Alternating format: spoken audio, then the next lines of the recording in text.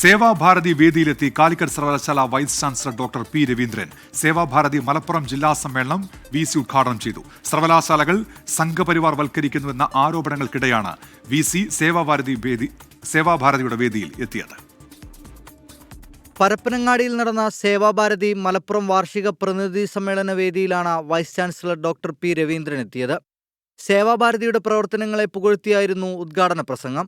പ്രളയകാലത്ത് മികച്ച പ്രവർത്തനങ്ങളാണ് സേവാഭാരതി നടത്തിയതെന്ന് ഡോക്ടർ പി രവീന്ദ്രൻ. ഈ പ്രളയത്തിലൊക്കെ എത്രയോ വോളണ്ടിയേഴ്സ്, സേവാഭാരതിയുടെ വോളണ്ടിയേഴ്സ് ഈ സമൂഹത്തിന് വേണ്ടി ചെയ്ത സേവനങ്ങൾ നിസ്തുലമായ സേവനങ്ങളാണ് ചെയ്തത്. ഈ മേഖലയിൽ സേവാഭാരതി വലിയ ഉദാത്തമായ സംഭാവനകളാണ് കഴിഞ്ഞ കുറേ കാലങ്ങളായിട്ട് നടത്തിക്കൊണ്ടിരിക്കുന്നത്. പ്രോട്ടോകോൾ പ്രകാരം VC പരിപാടിയിൽ പങ്കെടുക്കുന്നതിൽ തെറ്റില്ല. എന്നാൽ സർവകലാശാലകൾ RSS വൽക്കരിക്കുന്നു എന്ന ആരോപണങ്ങൾക്കിടെയാണ് സേവാഭാരതി വേദിയിൽ VC എത്തുന്നത് എന്നതാണ് ശ്രദ്ധേയം.